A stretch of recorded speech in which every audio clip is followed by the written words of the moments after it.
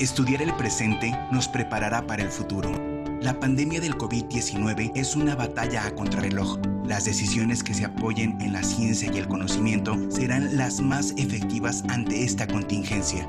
Los especialistas del Centro de Estudios Estratégicos para el Desarrollo de la Universidad de Guadalajara, creadores de Jalisco a Futuro, un instrumento para contribuir al desarrollo del Estado, ahora aplican sus conocimientos para darle respuesta a la pregunta: ¿qué pasará en Jalisco después del COVID-19?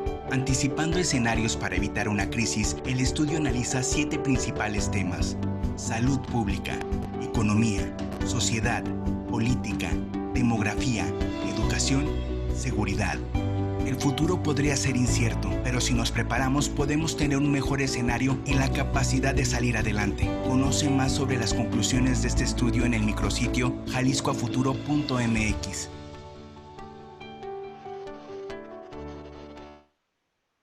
¿Qué tal? Bienvenidos nuevamente a este webinar. Ya llevamos más de un mes haciendo estos exitosos webinars de la Universidad de Guadalajara. Mi nombre es Ibabel Arroyo, les saludo desde la Ciudad de México. Voy a ser su anfitriona durante la próxima hora.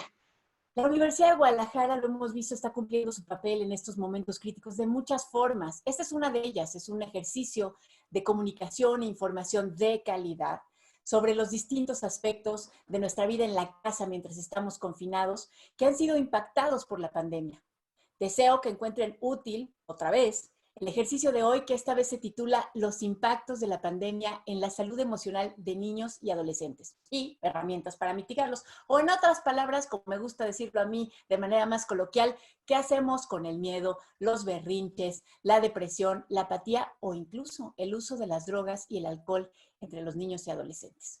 Un par de avisos, como siempre, ya saben. Este webinar es posible gracias a la Vicerrectoría Ejecutiva de la Universidad de Guadalajara, la Coordinación General Académica y el Centro de Estudios Estratégicos para el Desarrollo, que hace cosas extraordinarias. Está dirigido a la sociedad en general, no solamente a los estudiantes o a los profesores, y está transmitido en vivo por todos los medios de la Universidad de Guadalajara a través de Canal 44, Radio Red Universidad de Guadalajara, la página de la universidad y las redes sociales. Además, este webinar es retransmitido a través de la aplicación Hours Network por 8 canales de televisión de Jalisco que cubren 50 poblaciones en el interior del estado y con nuestros familiares migrantes en Estados Unidos.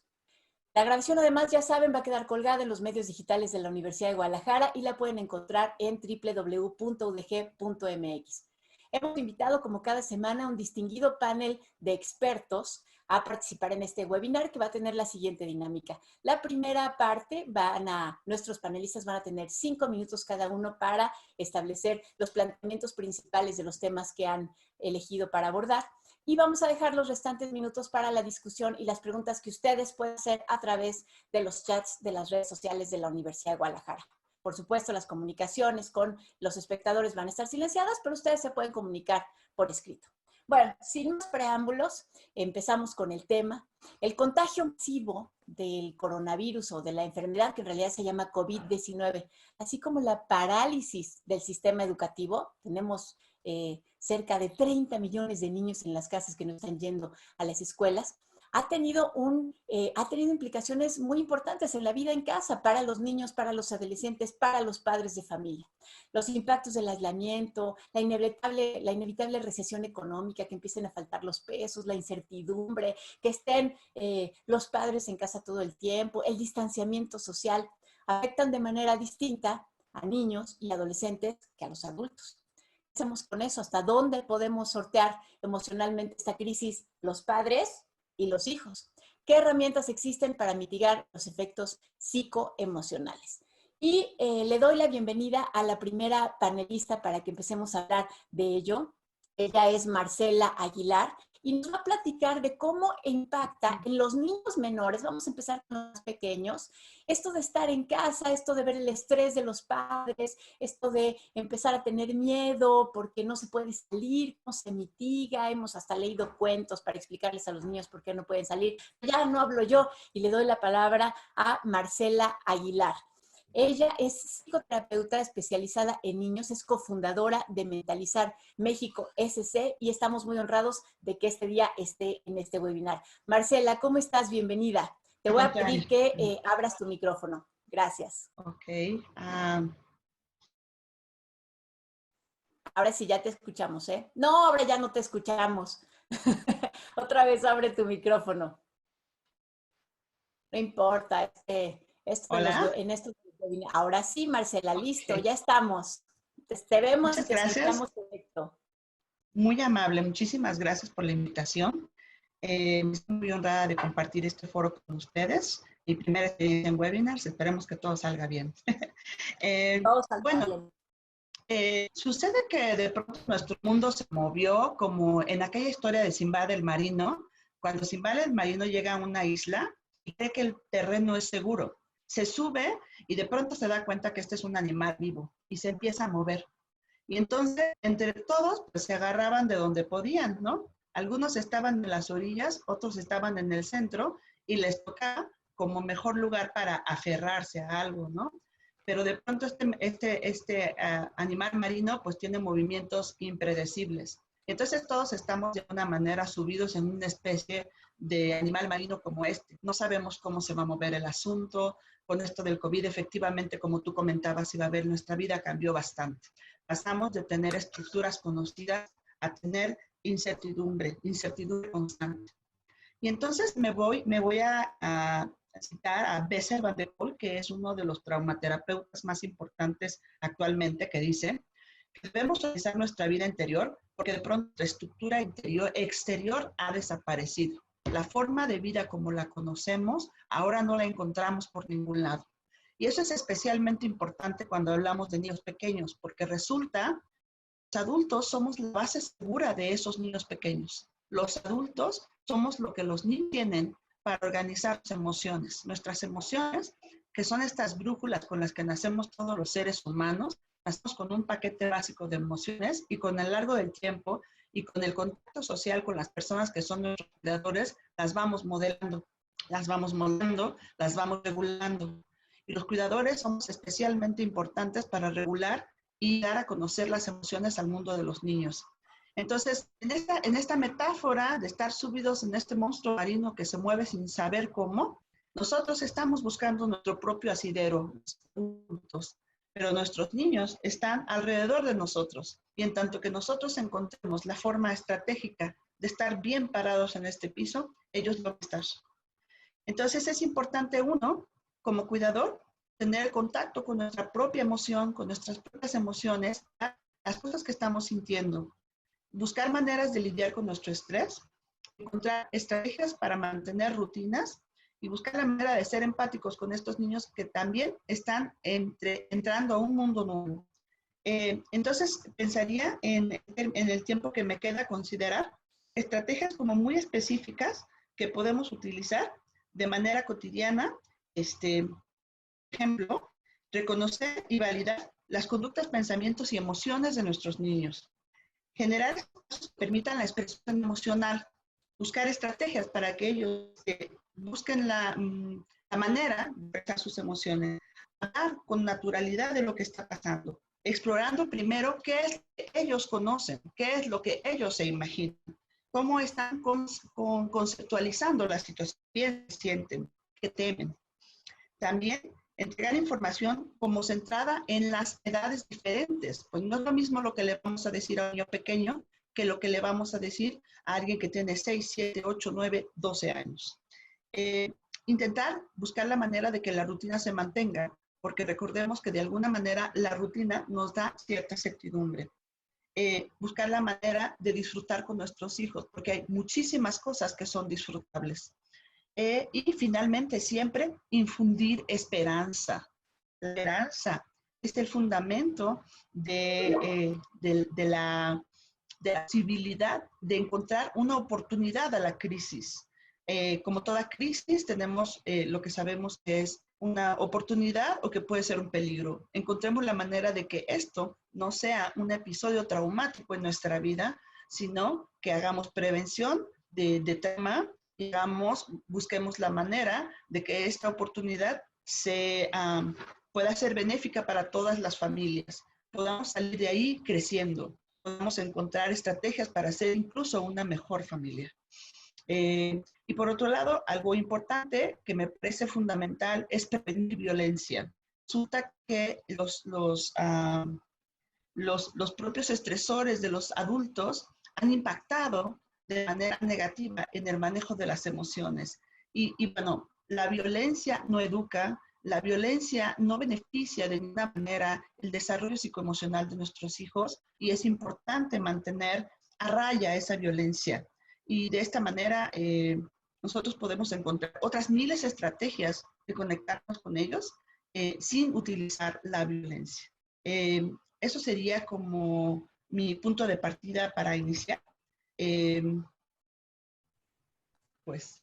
Muchísimas gracias, muy interesante. Entonces, lo que necesitamos es, antes que nada, los adultos estar en nosotros para que puedan estar bien los menores en casa. Yo creo que ustedes que están escuchando este webinar también disfrutaron los planteamientos ahorita de partida de Marcela. Y le doy ahora la palabra a nuestra siguiente panelista. Ella es Ana Cecilia Morquecho, profesora investigadora de la Universidad de Guadalajara, psicoterapeuta especializada en adolescencia y delincuencia. Ella nos va a hablar del sistema emocional de los adolescentes en casa. Y déjenme, antes nada más de darle la palabra, recordarles que a todos nuestros panelistas yo me estoy refiriendo a ellos por su primer nombre o su primer nombre y su apellido, sin todos los títulos que tienen, porque estamos en casa. Pero eso no significa que no tengan todas las credenciales académicas y profesionales que se necesitan para estar en este webinar de altísimo nivel.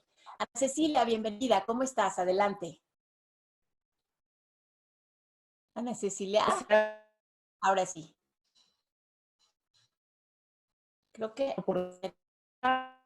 un problema. Creo que tenemos un problema contigo, se nos está cortando. Ana Cecilia, a ver otra vez. ¿Intentamos? ¿Qué tal hasta ahora? Ya, Buenos ahora días sí. a todos. Quiero primeramente agradecerles infinitamente esta oportunidad. Para mí es muy importante este espacio y poder compartir, porque adolescentes, profesora con adolescentes, trabajo con adolescentes, pues he estado reflexionando y pensando mucho.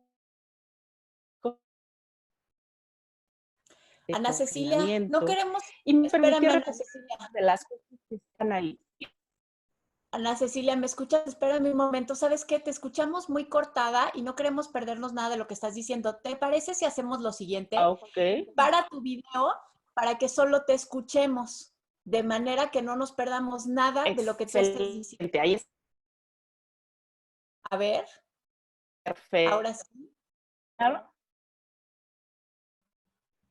A ver, yo no la escucho. A ver, Ana Cecilia, ahora sí. A ver, trata de hablar sin el video. No. ¿Es buena el audio ahora? ¿Puedo seguir? Sí, perfecto. Ahora sí, Ana Cecilia, por favor, excelente. Adelante. Yo quisiera invitar a todos los que nos escuchan a imaginar cómo se siente ser un adolescente en una situación donde el caos y la duda y la incertidumbre está a todo lo que da. Pero antes quiero comenzar diciendo que ninguna familia estaba preparada para vivir la contingencia, de tal manera de que si no sabemos qué hacer o tenemos dudas sobre lo que pasa, pues es natural y hay que aceptar las cosas que no sabemos hacer. Lo más importante ahora es que cada familia es única y cada chico sus estrategias para mitigar un poco las situaciones. Y me voy a permitir compartir algunas situaciones y sugerencias que pueden ser de utilidad. Primero que nada, quiero señalar que para los adolescentes no es sencillo manejar sus emociones y a veces ellos no saben.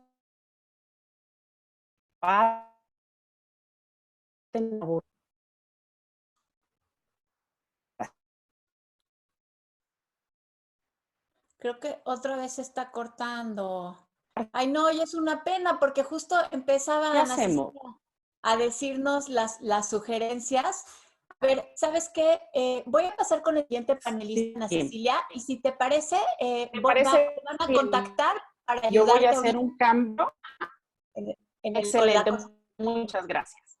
No, hombre, gracias a ti. Y ya saben ustedes, los que nos están escuchando, que todos estamos en casa y a veces ni siquiera es nuestra responsabilidad, sino responsabilidad de quienes son nuestros proveedores de Internet. Hay que echarles la culpa. Bueno, vamos a dar la palabra a nuestra siguiente panelista. Ella es Esmeralda García, es profesora investigadora y psicoterapeuta especializada en adolescencia y atención de adicciones. atención de adicciones. O sea, ahorita sí llegamos a la parte en la que nos a hablar, Esmeralda, de los riesgos que están corriendo los menores en la casa que empiezan a marihuana, a beber alcohol, y con los padres que también están bebiendo mucho alcohol en casa. Esmeralda, bienvenida, adelante, muchas gracias. Hola, ¿qué Ahora, tal? Hola, ¿qué tal, adelante. Ibabel? ¿Sí me escuchan? Perfecto, Esmeralda, Sí. adelante. Hola, ¿qué tal, Ibabel? Muy buenos días a todos mis compañeros panelistas. Es un honor para mí estar aquí acompañándolos y formando parte de este foro tan relevante de uno de los temas que estamos explicando como sociedad, como profesional de salud mental. Sin embargo, este es un tema que me confiere bastante la experiencia que tengo y el trabajo directo con los adolescentes, sobre todo, considerados una población de alto riesgo y en la actualidad se está viendo fuertemente afectada por todas las consecuencias de esta pandemia. Me gustaría, antes de otro momento, invitarlos un poco a reflexionar si para el adulto que somos es difícil adaptarse a una situación que nos está llevando a tantos cambios en nuestra rutina. Imagínense lo complicado que puede llegar a ser para el adolescente. El adolescente, sin duda, característico de impulsividad, de baja tolerancia a la frustración, incapaz para anticipar consecuencias,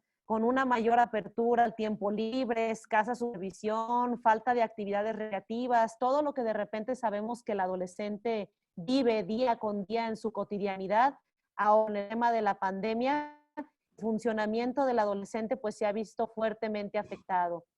Las consecuencias, bueno, de las familias que se está viviendo al interior de las dinámicas familiares y que están afectando a nuestros adolescentes y a nuestros jóvenes, pues principalmente estos ambientes de tensión, estos ambientes donde la misma convivencia, el mismo eso de convivencia entre los miembros empieza a generar cierta hostilidad. O sea, yo lo que les digo, imagínense, si en la cotidianidad el adolescente tiene una actitud de hostilidad hacia la convivencia con la familia o hacia la convivencia con los miembros, no se diga en un momento de confinamiento todo lo que ello les va a generar a nivel emocional. Es evidente que en este tema de los patrones, sobre todo de consumo de alcohol, tabaco y de otras drogas, pues nos viene a hacer un foquito rojo, sobre todo con el tema de los chicos y de las chicas adolescentes. Hace poco me tocaba compartir algunas experiencias con adolescentes de cómo han estado viviendo todo este tema de la pandemia, de cómo han estado viviendo el confinamiento en casa y efectivamente la mayoría refiere que los casos que se reportan con respecto al incremento de consumo en el alcohol, en el tabaco, en otras drogas ilícitas como la marihuana, pues se debe precisamente a este estrés que se vive dentro de la dinámica.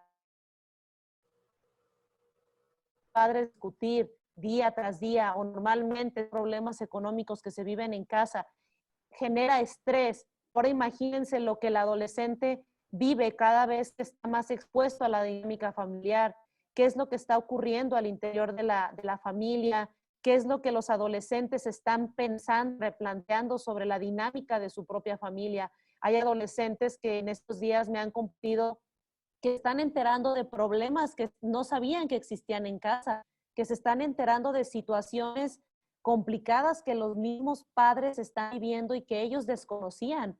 El tema de la condición económica, el tema de la asistencia social, el tema del cuidado de la salud, todo esto empieza a generar pues bastante estrés en los chicos. ¿Y qué es lo que ocurre? ¿Qué es lo que ocurre? Que pues los adolescentes empiezan a ver rebasados por esta exposición constante de estrés, la falta de asistencia escolar, la exposición constante frente a pantallas, la presión de los padres por llevar o aparentar, tratar de llevar una rutina cotidiana, la normalización de ciertas conductas y entre ellas pues consumo. Como este tema del consumo viene a ser algo tan para nuestros jóvenes, porque sabemos pues que por evidencias de estudios en salud y en adicciones, que estos primeros contactos con las sustancias se dan precisamente durante la adolescencia y se dan al interior de la familia. Ahora, imaginemos un confinamiento donde la misma exposición, donde el mismo contacto con los miembros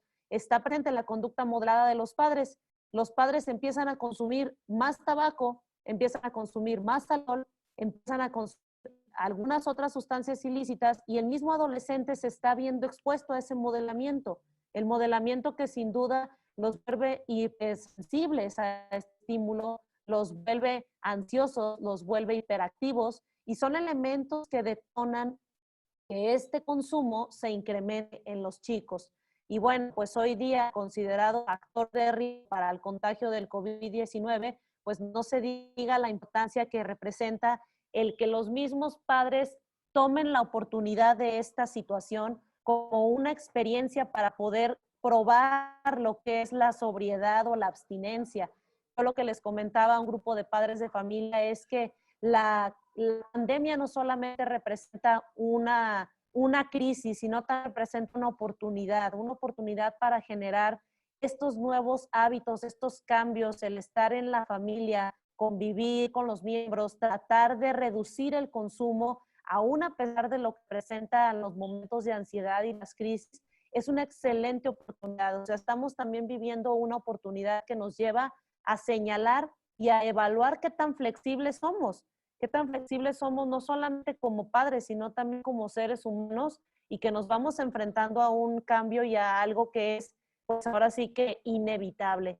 Yo, bueno, algunas recomendaciones puntuales que les puedo hacer a los padres para cuidar el tema del incremento del consumo de alcohol, tabaco y otras drogas con sus hijos adolescentes, es de entrada que tengan una actitud flexible en cuanto a la manifestación de las emociones del adolescente. El adolescente es hipersensible emocionalmente por naturaleza, pero en una situación como la que estamos viviendo, una actitud más flexible y una actitud más tolerante nos va a poder regresar la estabilidad que se busca en la familia. Les sugiero mucho señalar cambios positivos que se den en la conducta o en los hábitos de los chicos, estar atentos a sus necesidades emocionales. Esto es muy, muy importante. Respetar momentos de privacidad, sobre todo para los adolescentes, y como adultos requerimos privacidad.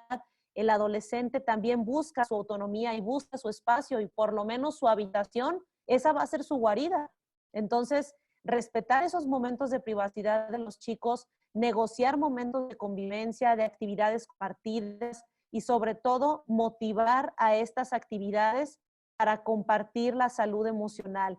¿Cómo te vas sintiendo? ¿Cuáles son las necesidades que van surgiendo en torno a todo esto que estamos viviendo? Y ¿por qué no? Pues a lo mejor hasta motivar a pensar o en su defecto el proyecto de vida que se tiene como familia, el proyecto de vida que se tiene para y con el adolescente.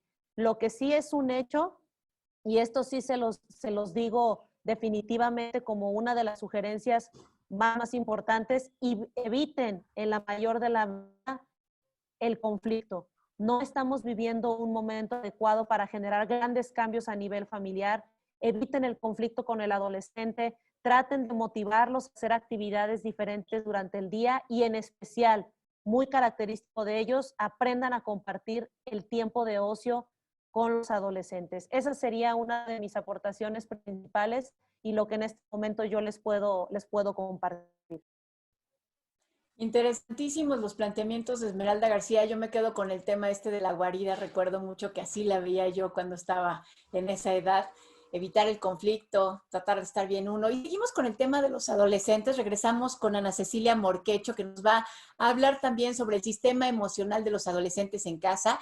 Teníamos algunos problemillas, pero creo que ya quedaron resueltos. Ana Cecilia, ya estás por aquí otra vez, ¿verdad? Ahora con nuevo dispositivo, nueva señal, nuevo sonido. Ana Cecilia. Ay, no me digan que otra vez la perdimos. Ana Cecilia, yo ya te veo, pero no te escucho. No, ¿tienes conectados tus audífonos? No, todavía no te escuchamos. Nada.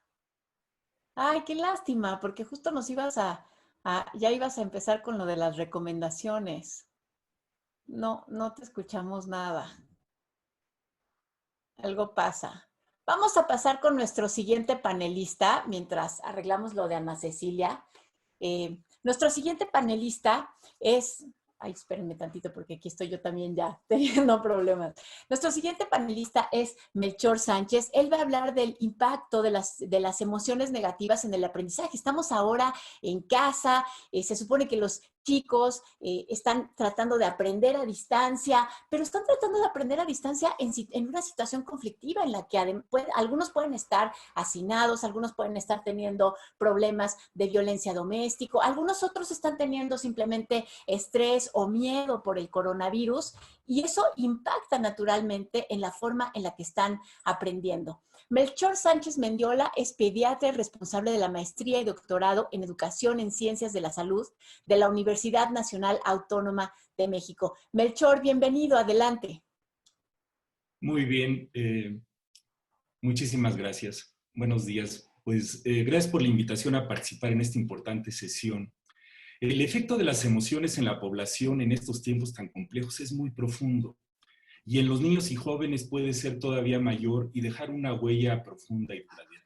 Y esta especie de cicatrices emocionales se pueden quedar ocultas y tener diversas manifestaciones de impacto a lo largo de la vida. El tema que comentaré es el de los efectos de las emociones en el aprendizaje.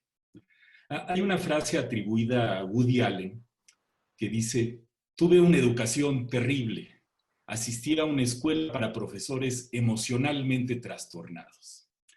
Y ya ven cómo le ha ido a ese personaje.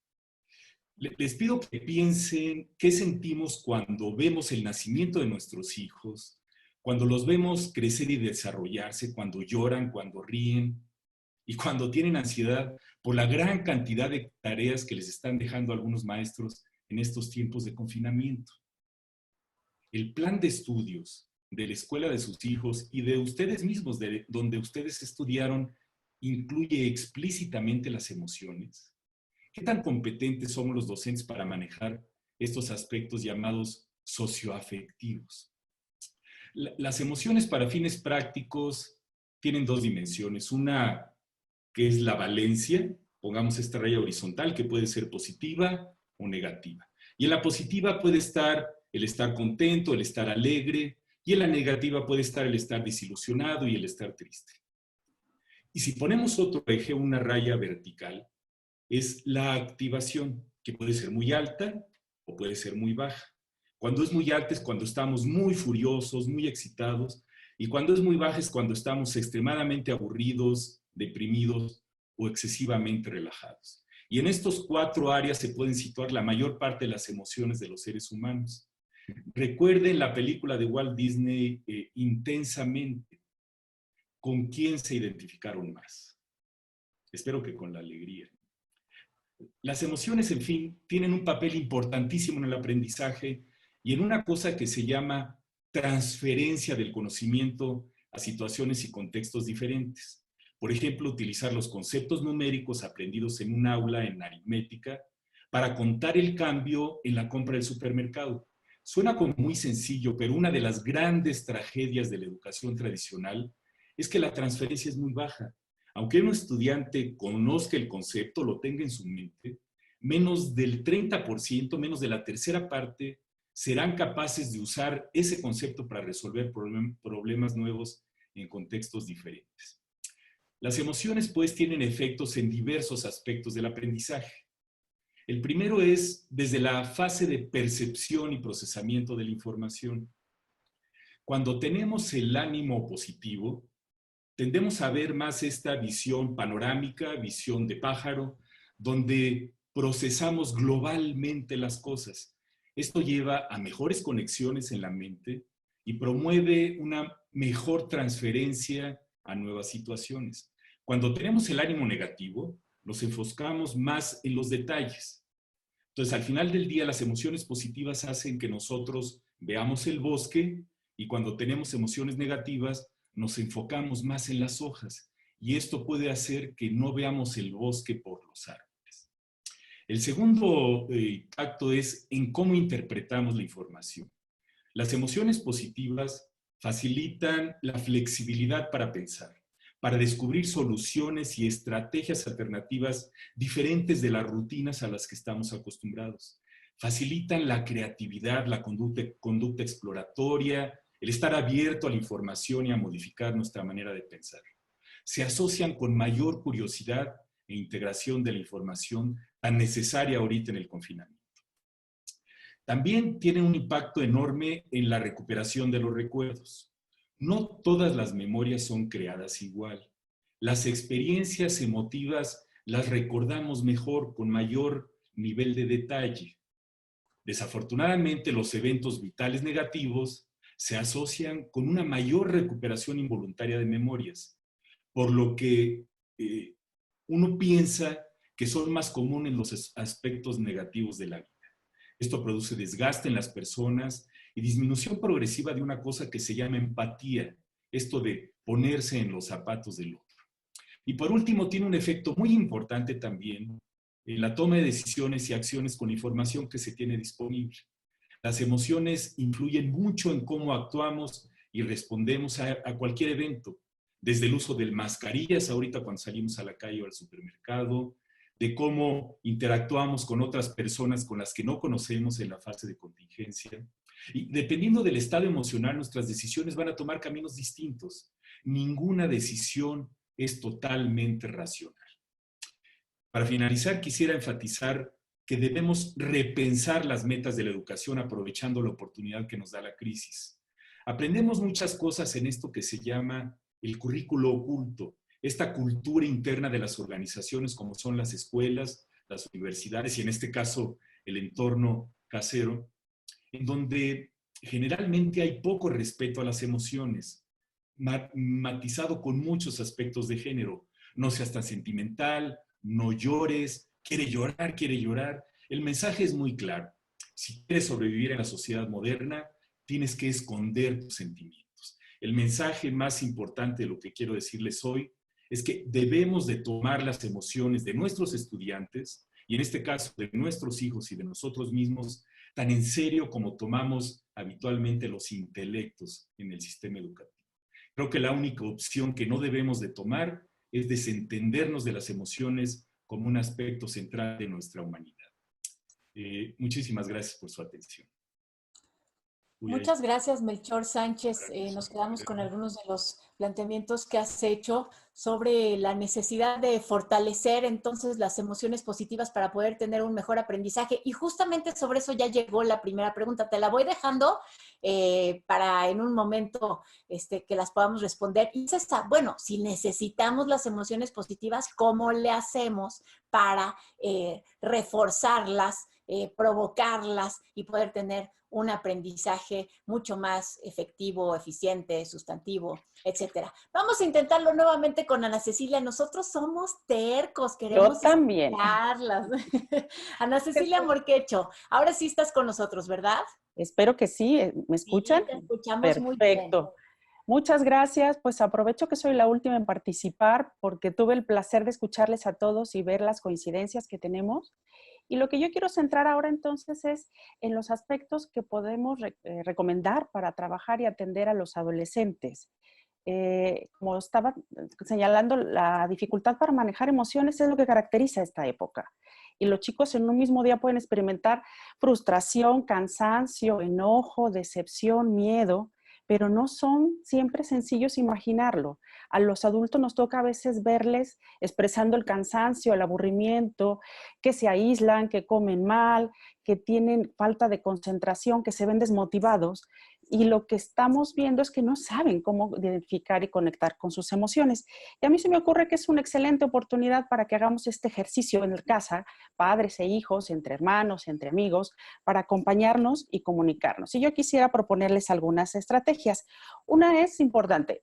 No impongamos nuestra conversación a un chavo si no está dispuesto y listo. Tenemos que plantear si es el mejor momento para ellos, porque a veces es un momento adecuado para uno de adulto, pero no para ellos. Hay que preguntar si están listos para conversar o casi agendar una cita y decir, cuando estés en disposición podemos platicar. Otro aspecto que puede ayudar es pedirle al adolescente que nos exprese en una o dos palabras cuál es su sentimiento, qué le está pasando. A veces esperamos explicaciones profundas y detalladas cuando si nos pueden decir en dos palabras cómo están, al menos nos orientan como adultos y podemos guardar distancia o procurar protegerlos y acompañarlos. Otra forma importante que podemos poner en casa es la escritura. Si no podemos o no tenemos costumbre de hablar cara a cara, hagamos buzones de comunicación, mandémonos cartas, mensajes, escribámonos notas. Papás, dejen un mensaje a sus hijos con una petición, una indicación, una sugerencia, con una frase motivadora. Y eso es muy sencillo y está al acceso de cualquiera. Ahora, utilizando el gusto de los chicos por las redes sociales, pues procuremos también hacernos presente a través de algún mensaje muy respetuoso y muy solidario con los chicos. Otro aspecto fundamental que creo que hay que tomar en cuenta es que los adolescentes tienen habilidades cognitivas y una comprensión muy similar a la de los adultos y que están entendiendo y viendo muchas cosas y que también son capaces de hacer propuestas. Esto es, los chicos tienen preocupación de enfermarse, de sus tareas, tienen preocupación por la situación económica o están enfrentando cosas que estaban con cierto ritmo, que si festejar graduaciones, fiestas, visitar a los amigos, estar con la pareja, seguir actividades deportivas o algún tratamiento y sobre todo las clases en secundaria y en preparatoria. Genera mucha angustia empezar a enfrentarnos a una clase en línea, a una indicación por escrito y a trabajar más en sola. ¿Qué podemos hacer aquí? Generar una estrategia para buscar alternativas de solución. Cada familia es única y distinta y cada familia tiene sus circunstancias y tiene sus condiciones. Pero imaginen que le damos voz a los adolescentes y lo hacemos partícipe de estrategias de apoyo y de autocuidado. Que sea él que nos diga qué puede hacer y establecer como estos roles en casa de qué haríamos todos ante si alguien se contagia, qué haríamos ante la necesidad de mantener la casa ordenada, qué podemos hacer cuando algún miembro de la familia necesita usar el internet para trabajar, por ejemplo, y darles voz a ellos y que sean también quienes propongan y activen su posibilidad de resolver y de ayudar en casa. Esto es muy importante. A veces se nos olvida que ellos también tienen mucho talento, mucho que aportar y que son capaces de decirnos qué podemos abonar. Y cada familia puede hacer esa estrategia. ¿Qué vamos a hacer en casos de contingencia o de emergencia? Otra cosa que animaría mucho a guardar un poco la calma y la salud emocional es poner atención y centrarse en los aspectos positivos, en las cosas que sí están funcionando en casa. A veces se nos hace frustrante y estamos todos en un espacio, estamos centrados en lo que no se ha limpiado, en lo que no se ha hecho, pero no hemos puesto atención en los aspectos que sí se están haciendo bien y que sí funcionan, y en la intención y en los buenos actividades que sí están funcionando. Hay que centrarnos en las intenciones y en los esfuerzos un poco más y un poco menos en los resultados. Y acompañar a nuestros hijos, acompañar a los adolescentes a flexibilizar un poco sobre las cosas que tienen que llevar un ritmo más lento o que tienen que ser resueltas de otra manera. Yo me quiero dirigir ahora en este momento a los adolescentes que podrían estarnos escuchando para invitarles a que busquen su tiempo de autocuidado, a que descubran su fuerza y su posibilidad de estar con ellos mismos, de consentirse, de cuidarse, de buscar su espacio para su intimidad, su música y atender sus cosas, pero también que se hagan su espacio para conectar con los demás. Es muy importante y muy necesario mirar al papá, a la mamá, al hermano pequeño, a los amigos, interesarnos por lo que les pasa a los demás y sumarnos con ellos en esta comunicación para buscar estrategias para una convivencia más amable, para flexibilizar el uso de los espacios. Es importante que los chicos fortalezcan su bienestar a partir de saber que también ellos son agentes de cambio y que también ellos pueden proponer y ayudar. Si yo salgo de mi sensación de frustración, de tristeza y de miedo y me atrevo a mirar a los demás y a sumarme en la colaboración, esto genera un ambiente muy positivo. Es tiempo para que todos busquemos la paciencia y la flexibilidad. Y hablando de flexibilidad, sobre todo los chicos que están enfrentándose a las clases virtuales, a los plazos y a las entregas, les invito a que mantengan comunicación constante con sus compañeros y sus profesores, que no se esperen a que acabe el ciclo escolar o que les llene la angustia, que empiecen a acercarse con los profesores, a plantear si tienen alguna duda, alguna dificultad para entregar una actividad, si hay algo que no están pudiendo resolver porque en casa hay una situación particular. Lo más importante es que cada uno pueda plantear una estrategia adecuada a la circunstancia de cada familia y de cada chico. nos toca aceptar que hay cosas que no podemos controlar, pero hay cosas que sí. Gracias, y con esto cierro mi participación y estoy interesada en conocer qué están opinando y preguntando más. Gracias. Ana Cecilia Morquecho, profesora investigadora de la Universidad de Guadalajara y psicoterapeuta especializada en adolescencia y delincuencia. Qué bueno que lo logramos, Ana Cecilia, porque sí era importante lo que tenías que decir.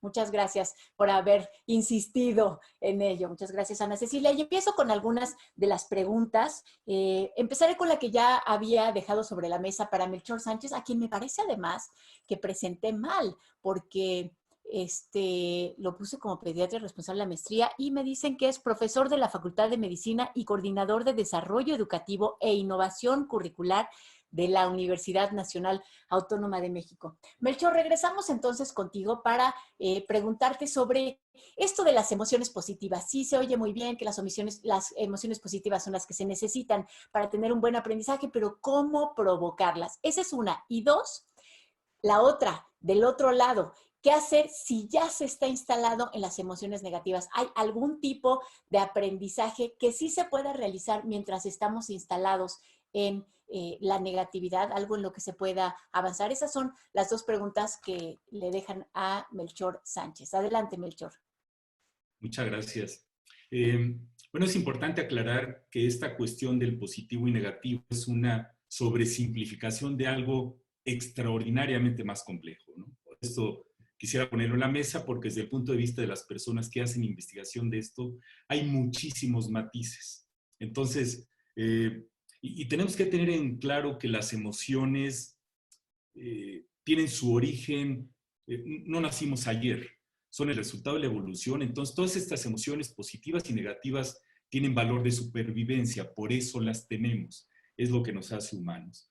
Yo creo que suena fácil decir, es que tenemos que ser positivos y tenemos que tener solo emociones negativas, pero para hacerlo se requiere cierta, llamémosle, proacción.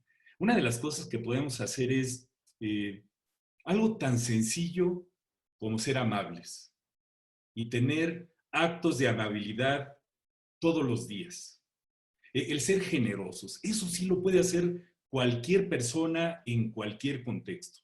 El hacer esto genera un entorno que propicia las emociones positivas.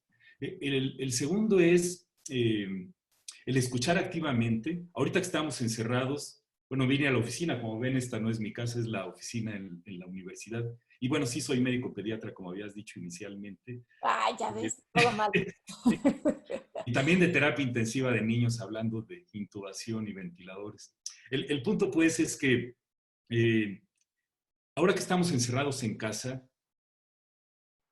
cada vez que tenemos comunicación con alguien, con nuestras parejas, hay veces que estamos aparentemente escuchándolos y no lo hacemos. Entonces, una recomendación importantísima es esto que se llama escucha activa, de realmente estar enfocado en lo que nos está diciendo la otra persona.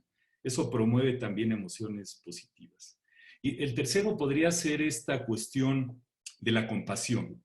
En otros países del mundo está subiendo como la espuma una cosa que le llaman compassionomics. Ven que ahorita está la genómica, la proteómica, todas estas cosas. Resulta que el uso de la compasión, y compasión no de lástima, sino de esta cuestión de realmente preocuparse por el otro, de esta cuestión como de misericordia, pero en el buen sentido de la palabra, hace que las personas respondan muy positivamente. Todos los pacientes con cáncer, con enfermedades crónicas, tienen resultados a veces más positivos con algo de compasión por parte del sistema de salud que muchos de los medicamentos. Y tratar de ver el vaso siempre medio lleno, apreciar los momentos positivos y tratar de, si sabemos que hay escenarios que predisponen a la cosa negativa, pues tratar de minimizarlos. ¿Y cuál era la segunda pregunta?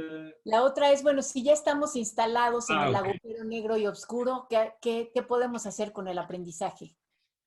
Bueno, aquí una de las cosas interesantes de la emoción en el aprendizaje es que cada ser humano tiene un diferente perfil, llamémosle, de configuración de sus emociones y de cómo responde al contexto. Con un maestro hace más clic que con otra maestra, etcétera, etcétera. Entonces, si ya estamos en una situación de tristeza porque falleció un ser querido o un conocido, un amigo, pues es normal tener esta cuestión. Yo creo que la recomendación sería, no debemos de negar lo normal que es tener emociones negativas en situaciones como la pérdida del empleo o el no tener para comer o, como les decía, la muerte de un ser querido. Y ahí sí se requiere, pues, aceptarlo, tratar de organizar las actividades en el confinamiento de una manera que tenga destellitos de luz en acciones de las que hacen en el día. Y si esto rebasa la posibilidad de tener la actividad cotidiana, pues buscar ayuda especializada, ¿no? Esa sería mi respuesta. Gracias, Melchor Sánchez, profesor de la Facultad de Medicina y coordinador de Desarrollo Educativo e Innovación Curricular de la UNAM y además pediatra. Ahora sí. Gracias, Melchor. Ahora le hago la siguiente pregunta a Marcela Aguilar, quien nos habló al principio sobre la necesidad de que los adultos estuvieran bien para que los niños estuvieran bien. Preguntan, Marcela, ¿qué se hace si un niño tiene miedo del bicho, que es el virus, y tiene miedo de que mueran sus papás que siguen saliendo? ¿Qué se hace ante eso, Marcela? Y es una cosa muy común que está sucediendo ahorita. Los niños están expresando una serie de temores específicamente porque hay tanto bombardeo de información que probablemente a veces lo primero que necesitamos hacer es filtrar cierto tipo de información. Hay cierto tipo de información a la que no les debemos dar acceso a cierta edad, ¿no? Pero bueno, los niños saben, están enterados, tienen su propia forma de expresar los miedos y una cosa importante es notar la empatía, ¿no? Es ponernos en el lugar de ellos, imaginar cómo se ven las cosas desde su perspectiva, pues, ¿no? Que nos platiquen de ese bicho, que lo hagamos dibujos, que lo pongamos en colores, que nos hablen de todo esto, que les demos este espacio de expresión de las emociones del que yo hablaba al inicio, pues, para que nosotros podamos, lidiar con una emoción, tenemos que ponerla en la mesa, hablarla, notarla, sentirla, incluso aunque es incómoda también. Entonces, bueno, les hacemos este espacio de hablar, nos ponemos en la disposición de notar, nos imaginamos cómo puede ser en su mente esto y buscamos la estrategia de ayudarles a entender que los papás estamos haciendo lo posible por darles seguridad. Recordemos esto, nosotros somos su base segura, nosotros los adultos. Entonces, ¿cómo les damos seguridad? Por ejemplo, si yo voy a salir, cariño, yo me voy a poner mi cubrebocas, yo voy a tener cuidado, yo voy a buscar la manera de no ponerte en riesgo, buscaremos la manera de estar bien entre todos. Por eso precisamente estamos utilizando estas estrategias para sobrellevar la situación. Por eso estamos haciendo todo esto, para que estemos seguros, pues, ¿no? O sea, es importante como buscar la manera de proveerles seguridad. Y la manera de proveerles seguridad es que nosotros estamos también regulando nuestras propias emociones. A mí me parece fundamental este tema de la regulación emocional, ¿no? En donde de pronto, cuando una emoción crece mucho, vamos a buscar la manera de hacerla más pequeña. Cuando está más grande, cuando está más pequeña, de expresarla, de notarla. Gracias. Marcela, muchas gracias por tus respuestas. Ahora hay otra pregunta muy interesante para Esmeralda García, quien nos habló del tema de las adicciones, Esmeralda García del ITESO. Esmeralda, preguntan, ¿qué se hace si encuentran droga en casa? Esmeralda, Muy ¿estás por bien. ahí? Sí, aquí ¿Qué se estoy. hace? ¿Ponen el grito en el cielo? ¿La tiran por el excusado? ¿Qué hay que hacer? Bueno, Ibabel, pues suena de repente como medio trillado, pero el primer paso siempre es guarde la calma. Antes, siempre cuando encontramos droga en casa, hay que guardar la calma. Ese es el primer paso. Si con el mismo confinamiento y la misma convivencia nos damos cuenta que alguno de nuestros hijos y nos enteramos estaba consumiendo alguna sustancia, lo primero que se puede hacer es guardar la calma. Creo que es una de las estrategias a lo mejor más complejas, pero también de las más útiles, el tratar de llevar la información a un nivel de intervención oportuna. Esto quiere decir que si ya hemos descubierto que hay droga en casa, vamos a retomar la situación de la manera más estratégica posible. Esto, bueno, alude totalmente a buscar apoyo de especialistas, a buscar apoyo de profesionales de la salud que nos dedicamos específicamente al abordaje del fenómeno adictivo, pero más que otra cosa, evitar el conflicto. Vuelvo a lo mismo de mi participación cuando decía que lo que necesitamos ahorita en tiempos de pandemia es un problema más, es un conflicto. Por lo que veo muy importante el que si lo hemos descubierto, no hagamos caso omiso, pero entonces vamos a buscar las alternativas en los profesionales de la salud para poder abordar la situación en la medida en la que se requiera. Esa sería una de mis principales sugerencias. Hay muchas instituciones que apoyan en este tema del abordaje con adicciones. Hay instituciones públicas y privadas, pero sin duda lo que mejor podemos hacer es guardar la calma y evitar el conflicto. El tema del consumo de sustancias se puede abordar. A pesar de que es una enfermedad, tiene una manera de abordar especializado, muy específica y sobre todo lo más importante, existe una solución muy viable cuando se trata de adolescentes y cuando se trata de jóvenes. Esa sería mi recomendación. Guardar la calma, hablar con ellos. Ya escucharon a Esmeralda García.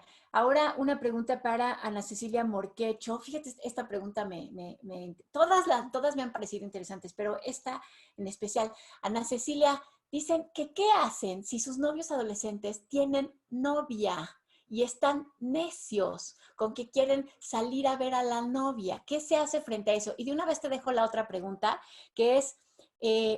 dice, mi hija llora cada vez que hace la tarea, no quiere hacer la tarea, se pone a llorar cuando la obligan. Esas dos cosas, el noviazgo, que es una cosa de adolescencia sí, súper claro, poderosa, y el tema de la lloradera con la tarea. Bien. Primero hay que reconocer que tienen deseos y necesidad y que el lugar que ocupa el novio para el chico es mucho más importante porque la relación con los demás y las relaciones sociales les da equilibrio. Habría que ayudarles a pensar y a reflexionar cuáles pueden ser las maneras de estar con las parejas. Esto es, este chico que tiene una novia también tiene una familia, que tiene una situación de contingencia y tenemos que razonar con ellos para flexibilizar los momentos y las formas de compartir. Pensar que además del gusto de verse, que es muy legítimo y muy real, pues están los riesgos y están las otras familias y los padres del novio o de la novia y los riesgos de contagio. Hay que invitarlos a que piensen que deben de respetar la contingencia y que cada uno de los integrantes de la relación pues también pertenece a un grupo social y a una familia que está estableciendo sus propios acuerdos y que lo primero que ella o él debe hacer es respetar a la propia familia y a la familia del otro donde está la pareja.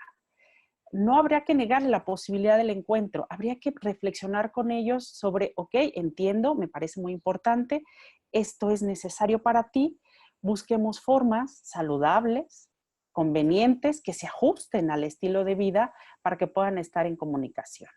No hay que evitarles el contacto con la pareja, hay que invitarlos a pensar nuevas maneras de estar cerca y que pues piensen qué lugar ocupa para cada uno de los dos estar conjuntamente. Y rápidamente sobre las tareas me voy a permitir, primero cuando llora, habrá que acercarse a preguntar cuál es lo que la está frustrando. Este sentimiento, hay una frustración y hay una sensación de que no está pudiendo resolver las cosas como se espera. Podría ser que las expectativas al cumplir la tarea sean más altas y que habría que ayudarle a ajustar las expectativas, a plantear cosas que sí son reales y posibles. A veces las tareas son demasiado o a veces la desmotivación del adolescente lo rebasa porque está pensando que está en juego su prestigio, su calificación o que la maestra lo va a juzgar muy duramente o con sus compañeros. Valdría la pena acercarse a darle el tiempo para que nos exprese qué es lo que siente. Y aquí me voy a detener. Hay que aceptar que nos expresen lo que sienten con una escucha comprensiva, haciendo silencio, aunque lo que nos digan de momento no nos gusta, no interrumpiendo al adolescente, no le digamos, vas a estar bien, o eso está mal, o ya cálmate, dejemos que exprese abierta y libremente lo que necesita decir antes de interrumpirle diciendo qué debe o qué no debe hacer. Cuando ya nos expresó qué le pasa con la tarea, qué es lo que le está angustiando, le podemos invitar a decir, a ver, entonces, ¿cómo lo resolvemos? Vamos a imaginar qué podemos hacer para que para ti hacer la tarea sea agradable y para que para ti hacer la tarea sea algo posible, ajustando entonces las expectativas.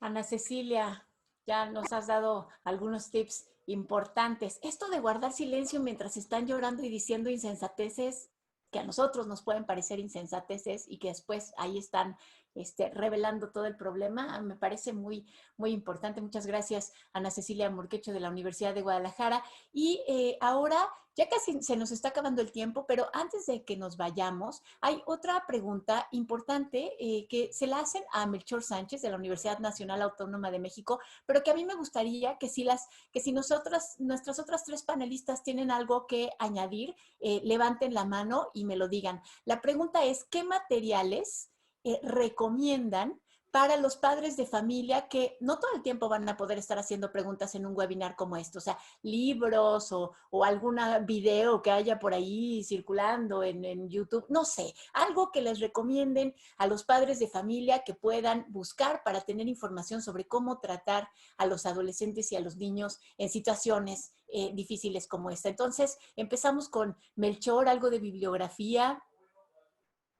Y bueno, básicamente, lo que pasa es que ahorita son varias cosas, ¿no? Yo creo que la bibliografía más importante que debemos usar ahorita es esto que, ¿qué diablos es este virus y sus efectos? Y para eso la OMS ha generado publicaciones. Si googlean la página de internet de la OMS y buscan ahí las publicaciones que generó de qué es esto y qué tenemos que hacer, porque en esta época de fake news y del montón de mentiras es un caos informativo. Entonces, mi primera sugerencia sería buscar las partes formales, ¿no? Por ejemplo, del Centro de Control de Enfermedades de Estados Unidos, y en el caso de nuestro país, de la Secretaría de Salud y de la Secretaría de Educación Pública Nacional y de las estatales también, porque ya ven que hay ahorita divergencia de opiniones, ¿no?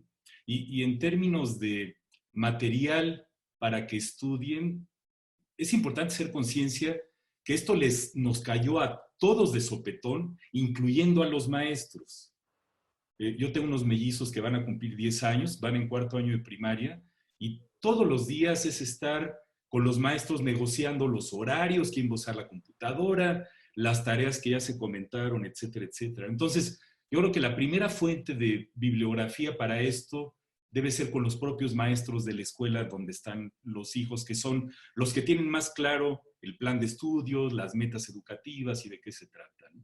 Y terminaría con la UNESCO ha sacado documentos de qué hacer en educación en la pandemia. Casi todas las organizaciones gubernamentales y no gubernamentales han sacado documentos, pero el de la UNESCO está muy bonito y plantean una serie de cosas, ¿no? Si quieren, terminando, les mando algunas de estas líneas. Entonces, UNESCO, OMS, que es la Organización Mundial de la Salud, y profesores, para empezar. ¿Algún otro de nuestros panelistas tiene alguna? Marcela, a ver, por favor, activa tu micrófono. Bueno, para niños, papás y profesionales de la salud mental, está un muy buen material de Aprender a Crecer, que es una página chilena, en donde estas consultoras idearon unas estrategias para niños entre 5 y 12 años de cómo lidiar con esta situación, con cuentos, actividades, incluyendo también actividades para papás y para en casa, y cómo lidiar con la propia atención y prevenir el trauma, que esta situación no sea traumática, sino que sea benéfica. Y también para profesionales de la salud mental. Entonces, ese creo que está como bastante completo. Aprender a Crecer se llama, en Chile. Aprender a Crecer en Chile. Muchas gracias, Marcela. Antes de pasar con las otras dos panelistas, me regreso un poquito contigo, Marcela, porque hay una pregunta, y ya que estoy contigo, es ¿qué hacer cuando se regresan los niños una etapa? Mi hija ya dormía sola en su cama de 5 años y ahora duerme con nosotros porque tiene mucho miedo. Marcela, ¿qué hay que hacer al respecto?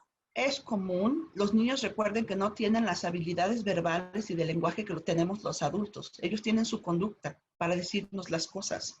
Entonces es acompañarle en esto y ayudarle a entender cómo nosotros encontrar como estrategias. Uno, aceptarlo, esto está pasando, incluso si necesita dormir con nosotros, darle esa chancita, acompañarle, ayudarle a enfrentar gradualmente sus miedos. jugar con los niños, ayudarles mediante juegos a lidiar con esos temores que puedan tener. Eso está pasando, es común, es adaptativo de alguna manera, pero si el niño ya lograba ciertas cosas, hay que ayudarle a que regrese a su desarrollo como estaba antes de la crisis. Y bueno, conectarse con ellos es fundamental. Muy bien, entonces nada de poner el grito en el cielo ni de obligarlo, sino otra Por vez como favor. despacito. Ajá. Así es. Bueno, Esmeralda, Ana Cecilia, Esmeralda García, Ana Cecilia Morquecho, ¿alguna de ustedes? Ah, las dos. Bueno, empezamos con Ana Cecilia Morquecho, que también nos va a dar algunas recomendaciones. Yo más que señalar alguna texto o bibliografía, coincido con lo que ya le han comentado, hay mucho circulando en las instituciones. Quisiera poner énfasis en algo importante. Papás, confíen en su capacidad de estar con sus hijos.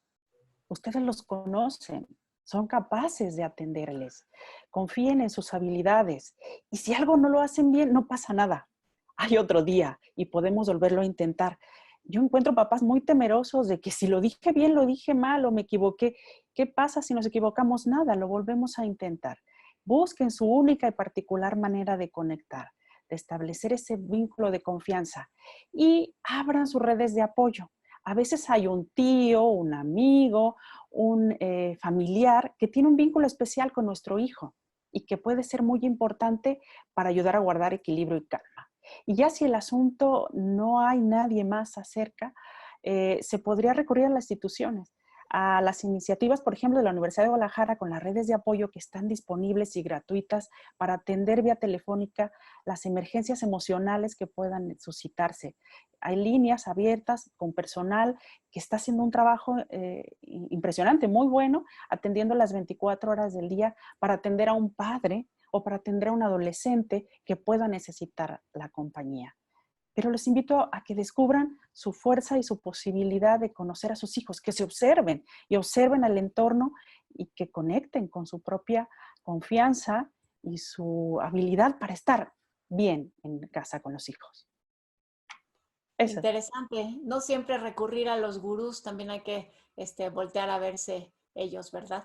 Y por último pasamos con Esmeralda García del Iteso, que también nos va a dar alguna recomendación para los padres de familia de adolescentes, supongo. Sí, muy bien.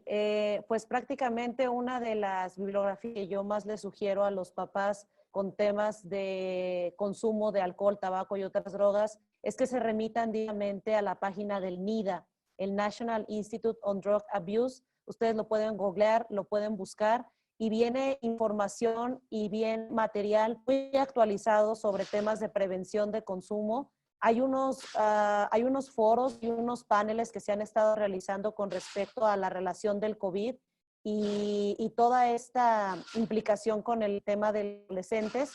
Y está bastante interesante, creo que vale mucho la pena revisarlo. Otra de las sugerencias que yo les pudiera dar a los papás es que cuando se trata de temas de consumo, uno de los principales elementos a cuidar es el modelamiento de la conducta.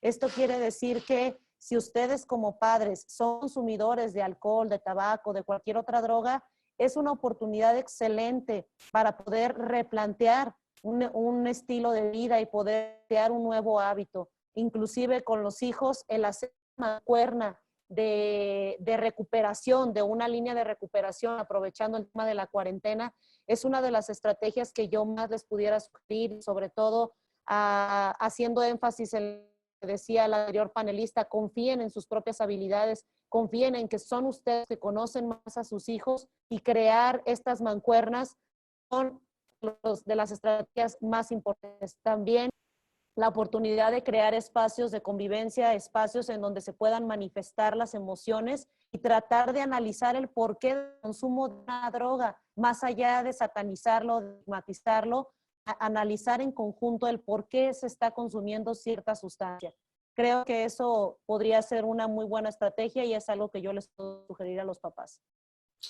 Con eso terminamos. Entonces tenemos, a ver, de lo que han dicho, el NIDA, el libro Aprender a Crecer, la OMS, la UNESCO, la confianza también en uno mismo, no estarlo buscando todo afuera y relajarse porque no necesariamente hay algo que es lo súper bueno y lo súper malo porque así es rígido.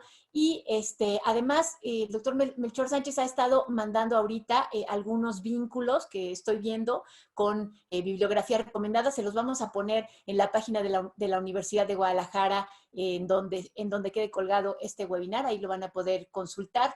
Y creo que con esto nos despedimos. Ha sido un excelente webinar, hemos recibido excelentes sugerencias y comentarios de nuestro panel de distinguidos expertos, a pesar de que tuvimos algunos pequeños detalles. Creo que también conmigo me parece que se bloqueaba la señal, pero creo que llegamos a buen término. Les agradezco muchísimo a Esmeralda García, Marcela Aguilar, Ana Cecilia Morquecho y Melchor Sánchez que hayan compartido su conocimiento con nosotros y con los espectadores de este webinar, y sobre todo les agradezco a ustedes que nos acompañaron en este sexto ya webinar de la Universidad de Guadalajara, y los invito a que nos acompañen el próximo miércoles, igual a las 11 de la mañana. Vamos a hablar sobre la literatura en tiempos de pandemia. Muchas gracias a todos los panelistas.